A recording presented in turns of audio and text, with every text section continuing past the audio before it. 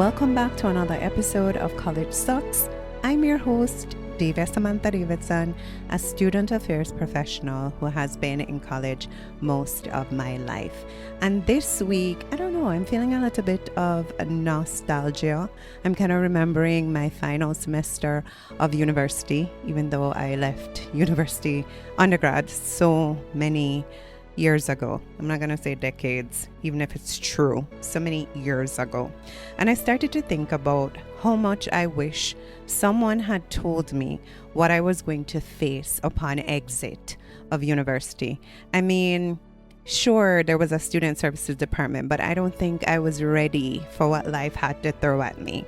And so I feel a kind of responsibility as your guide and big sis to those who are the same age as me, to let you know that there are some things that you definitely should know before you leave college. So here we go. College Sucks, episode 22. 10 things you should know before leaving college. Stay tuned.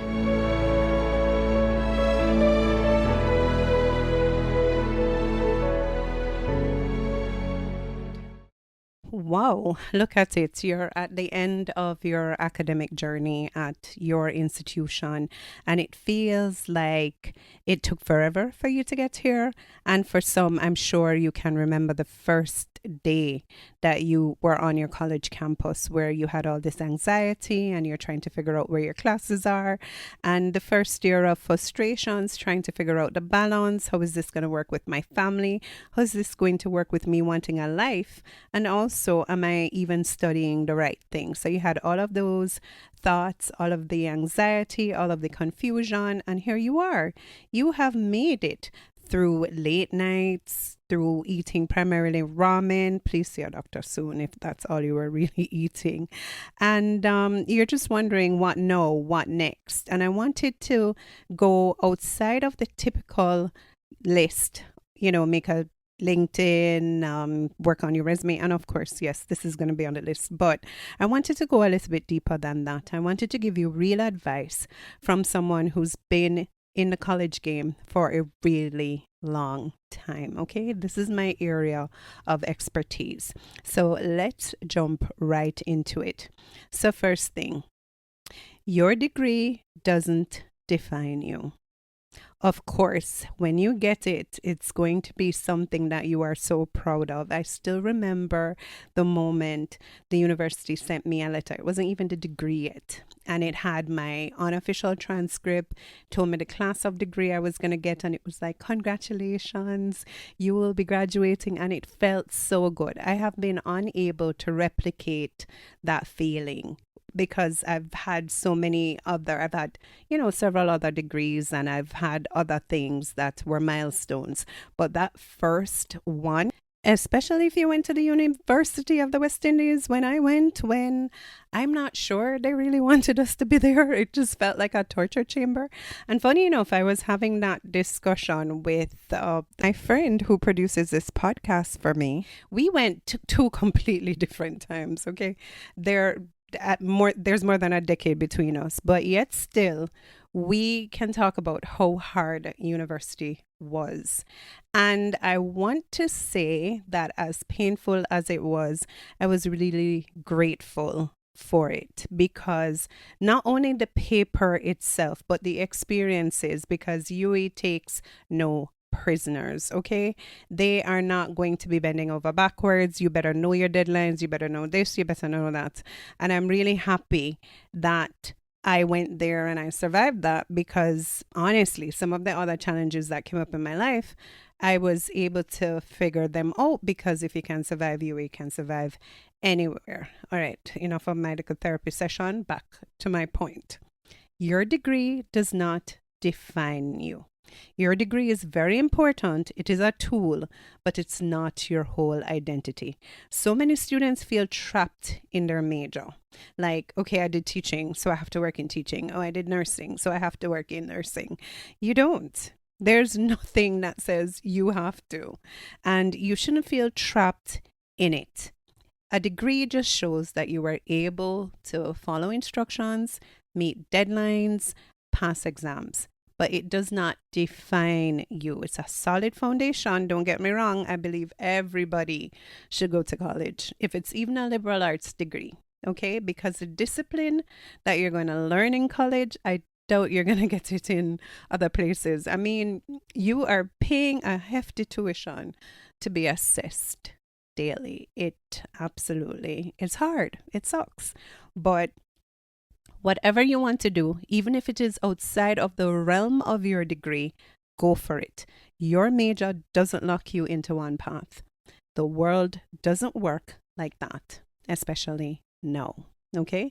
You can be anything you want to be. You have to believe it. The next thing is you need to learn how to tell your story. So resumes are good. You should have a resume. And when I speak to my students about developing their resume, I take them to AI because they're going to use it anyway, right? They're going to use it.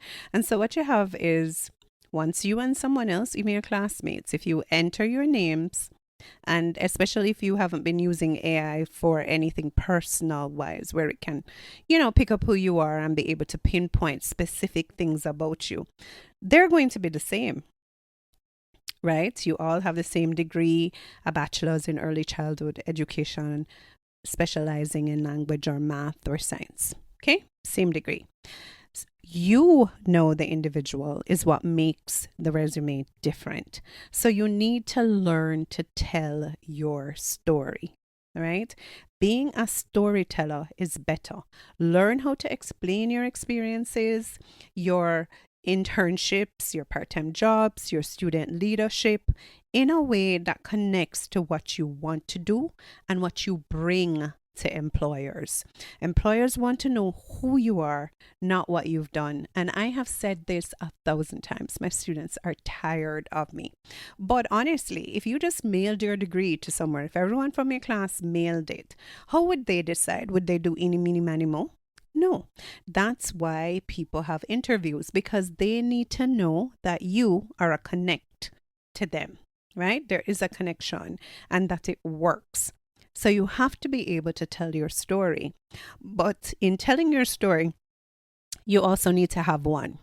Okay? A lot of students, they just come to school and they're all about just going to their classes. As soon as it's done, they're gone. And they're not involved in anything. What else do you bring to the table? If we were to just look at your degree, it wouldn't tell us anything. Are you into sports? Can you work with a team? Can you sing? Are you with a club? Do you know how to raise money? Do you know how to solve problems? You have to do a little bit more than your academic. You have to have a good story to tell. You need more than academics. I'm saying this and it may be too late, but I'm sure listeners, if you're smart, you will listen to this episode way before you're graduating, all right? You won't be like, oh, let's just wait until I graduate and come back to it. No, you need to know now so that whatever gaps there are, you can fill them in. So that's very important. Point number 3, your network is more valuable than you think. So I was speaking to a student recently, final year, of course, and she was saying, Miss, you have connections and I don't. And I was saying, where do you think I got my connections from? A lot of my connections are from college. Any one of them that I've gone to, from undergrad to post-grad dip. Heck, if I did a Pilates class, I would probably develop a network from there if it were set. You have the prime opportunity. Let's say you're pursuing a business degree. Your audience was here, right? Especially if you wanted to be an entrepreneur, if you wanted to be a party promoter, if you wanted to be an event planner, if you want to be a musician, any of the things that you want to do, your network is right here because these are the future leaders. How do you know you're not in the same class with the next prime minister come 10, 20 years from now? You don't know. But if you don't spend any time networking while at college, the easiest place, to be honest, because you have a captive audience. Let me put it like that. Meaning all of you are in class together. You're going to be grouped for presentations. You're going to be audience for people's presentations. People are going to miss class. Somebody's going to need to ask you for notes. That's the act of developing your network, getting to know people and talking to them. And your classmates, it starts with that. So I'm really, really anxious when first year students tell me they don't have friends, or they don't get on with their classmates, because I'm like, well, that's your network. And then that means if you can't get on with the people who are right beside you, what does that mean for, the society overall? You have to be able to make friends. And it does not have to be deep friends, but enough of being able to have a conversation. You need to start developing your network. Your network is not only your classmates, but even the very lecturers who will have to write recommendations for you. Stay in touch with them, stay connected, and just try to have a cordial relationship. Leave with contacts on the day of the valedictory class, or even no, start collecting it. Say, hey guys, we're going to be going our separate ways soon. Can I have your personal email addresses or phone numbers, or even your social media handles, so that you can connect and stay in touch? Because like I said, you don't know who's going to be what. And your network starts with this group, with your graduating class. So just make sure that you connect in that way. The next thing I need you to know, and I feel so strongly about point 4, especially to students who they came to college straight out of high school, and depending on the kind of high school that they went to. So, for example, we have boarding schools in Jamaica, both male and. One of the things that I was happiest for was that I did my A levels at a community college. So I'm a graduate of Montego Bay Community College. Love that school so much. The end crowns the work. And I loved that it helped me to transition to university. I give you an example. When you're at Mobecumsey, your lecturer will walk past you and go to class, and they know you're supposed to be in that class, and they're not going to say, are you coming to class? You do not, that's not happening. And funny enough, I did feel supported there, because one of the things that they're very proud of is if you are in the pre-university program, you should be going to university. So they're going to check all your grades, make sure you have all the requirements. They're going to tell you that if you're not on course to pass a subject to get into university, so you might have to go part-time. Like, they're all up in your business without being all up in your business, if you know what I mean. And that was something I really appreciated, because I had to learn personal discipline. I didn't think about not going to class because somebody was going to see me and say, why weren't you at my class? I had to think that I came here to go to class, so why wouldn't I go? And a lot of students throughout their university years, I must say, and I'm sorry if I'm sounding preachy, but the point of this podcast is to give you advice, solid advice. I am not sure if now in this current system, or the way the world is, if we are adequately preparing you to be responsible adults. I'm going to be completely honest. And the real world comes as a shock to you. So funny enough, when I went to Montego Bay Community College, they would walk past you. It was kind of impersonal in that way, in that it was your responsibility to go to class. So when I got to UWI, I just knew it was my responsibility to go to class, and I needed to go. And that was that. Now, I'm not saying I went to all of my classes, but I knew that I would have no one to talk to if I didn't understand anything, because the classes were there and I should have attended them. And that just taught me a lot of responsibility, being committed to my own academic growth by simply going to the classes that I needed to go to. So you need to understand that after college, the real world starts. And so when I speak to students about paying your fees, paying them on time and being responsible with that, that is good practice for paying your bills, paying them on time. All right? Not spending more than you have, those types of things. In the real world, you're going to have to figure things out. In my class, I give my students 10 financial tips for graduates, and I talk to them about how credit works. I talk to them about insurance. I talk to them about investing, all of those things. You need to start figuring them out from college. And so, if you are in second or third year and they have people presenting on the stock exchange, how it works, trading stocks or investing, anything to do with financial literacy, that's the term, you need to take advantage of it, because I'm telling you, life comes at you fast. And it's very important that you understand as much as you can before you leave college. You need to develop real life skills. So if you started university and you could not cook, I would really hate it if after 4 years you still can't. 3 or 4 years. I would really, I wouldn't be able to, I can't imagine that. You know what I mean? Before I went to university, my mother ensured that I knew how to cook, because I was going to have to be feeding myself. I was not going to be living with anybody.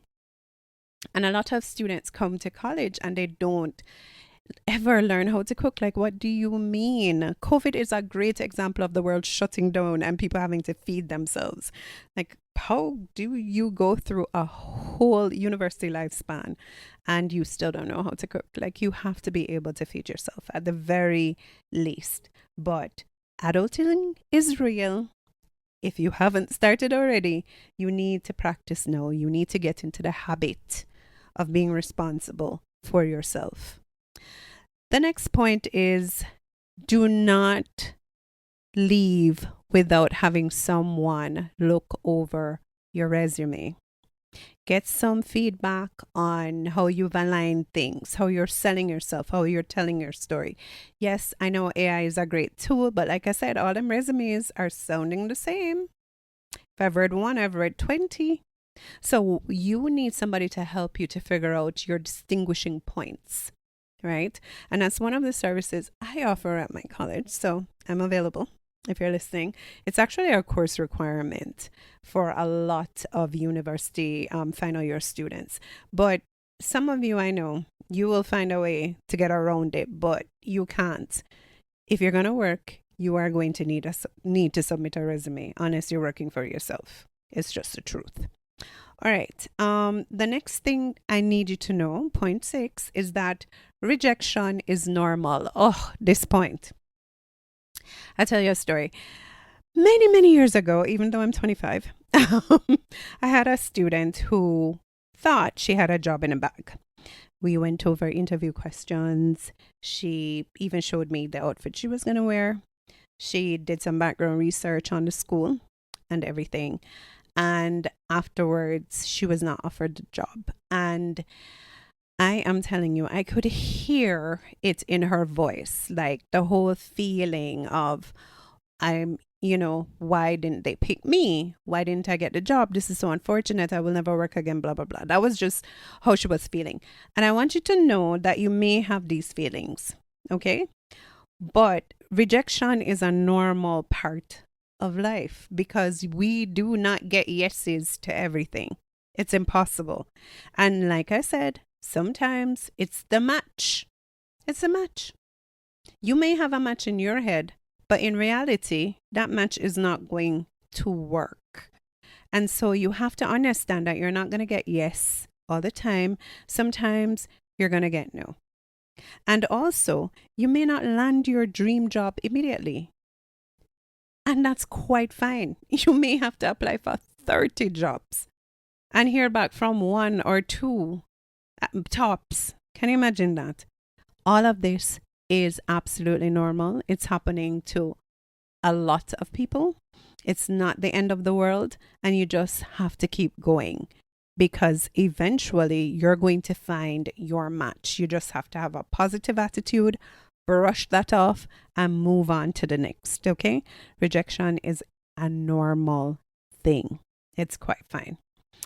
The next thing, point 7, is that your mental health deserves space. So college is stressful, hence why I, thought, let's have a podcast to talk about it. And transitioning from college. So now you've gotten used to it, right? And now it's time to go.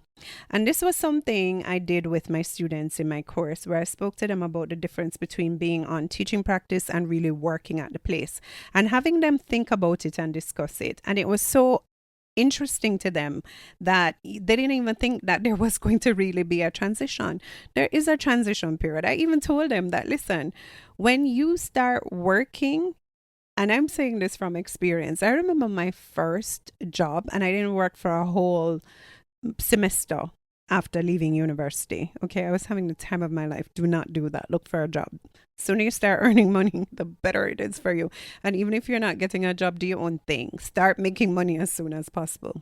That's all I'm going to say to you on that. But when I started to work, I remember people would call my house at like 6 in the afternoon. In the evening, sorry. Yes, evening starts at 6.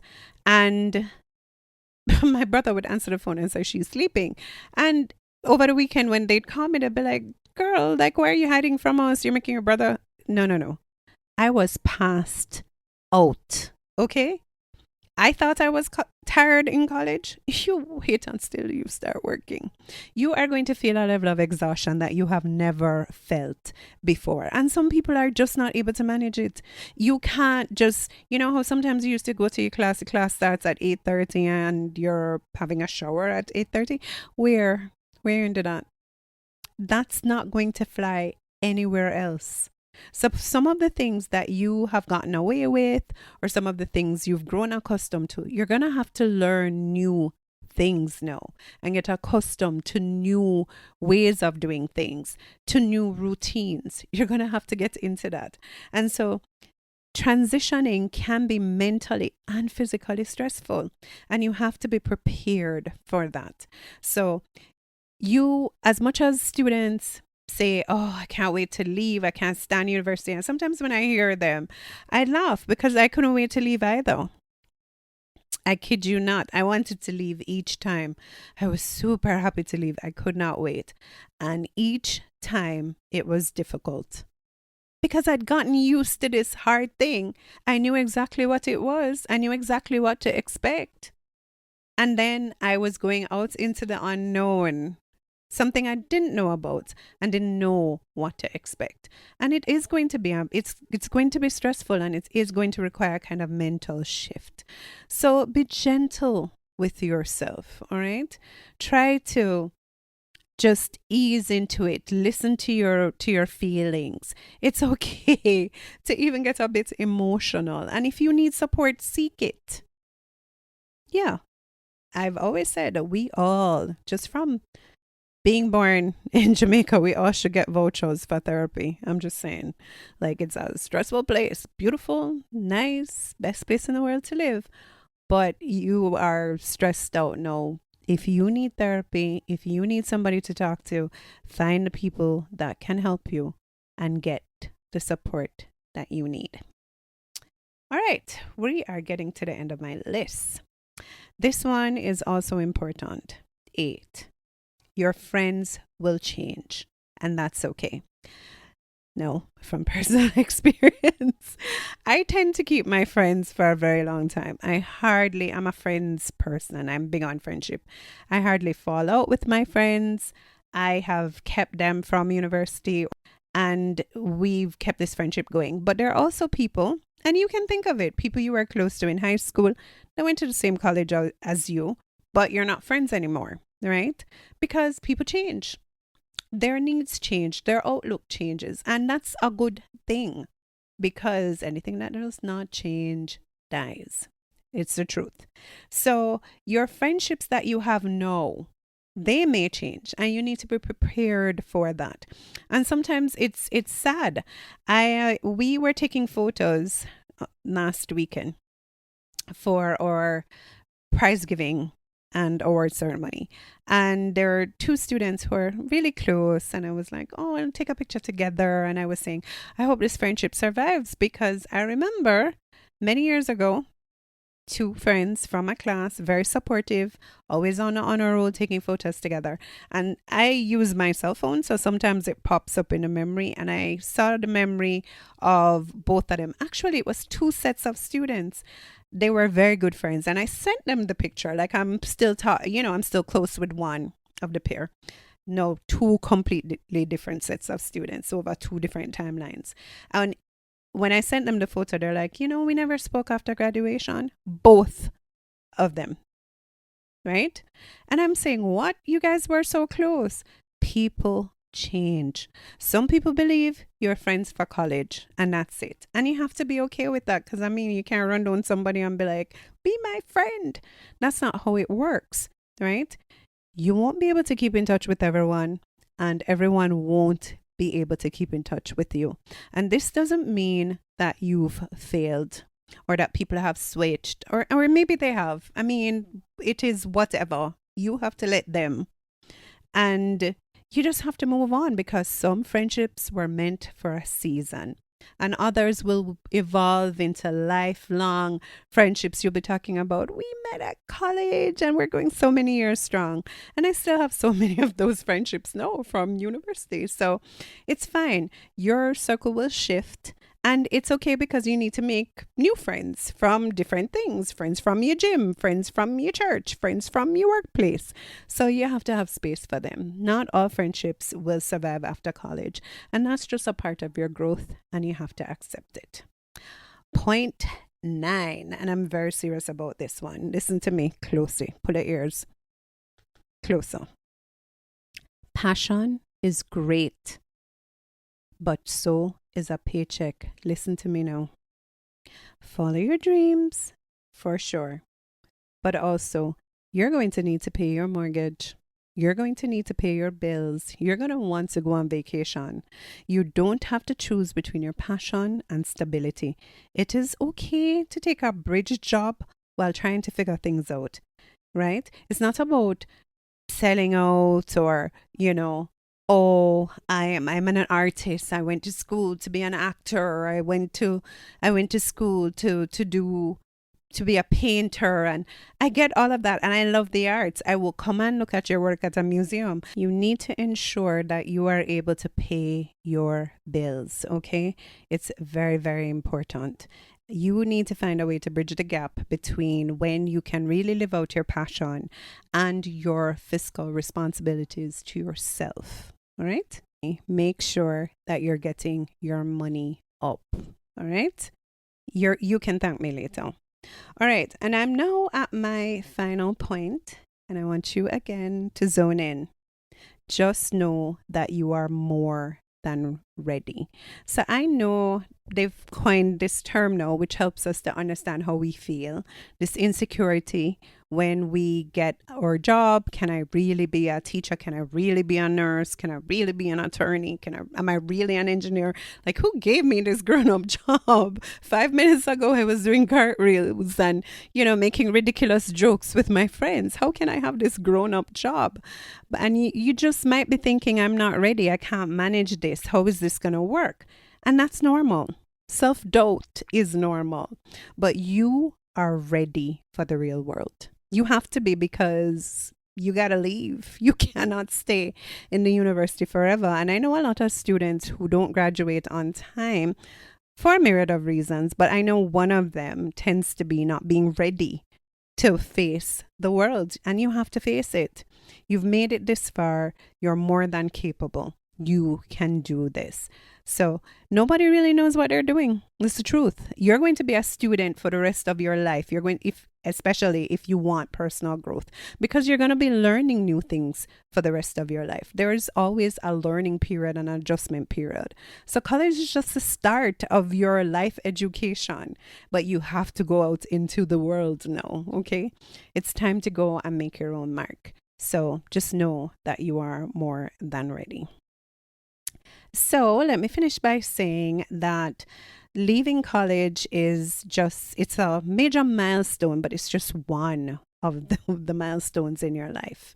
It's not the finish line. It's actually a pivot point, and you get to decide what comes next. The most important thing is to keep learning, stay curious, Be kind to yourself and remember the journey is just as important as the destination. Thanks for listening to this episode of College Sucks. If you're in your final semester, congratulations, you're almost there. Keep pushing, stay focused, and don't forget to breathe. If you know someone who could benefit, who's in a similar position to you, your classmates, or friends at other colleges, please share this podcast. Okay, I'm trying to grow my platform and I'm trying to reach as many students as possible. So again, do not gatekeep me. And if you have not yet subscribed, please do so and drop a comment. Do you have any feedback? Are there topics you would like for me to explore? That kind of thing. I'm looking so forward to hearing from you. Until next week, bye.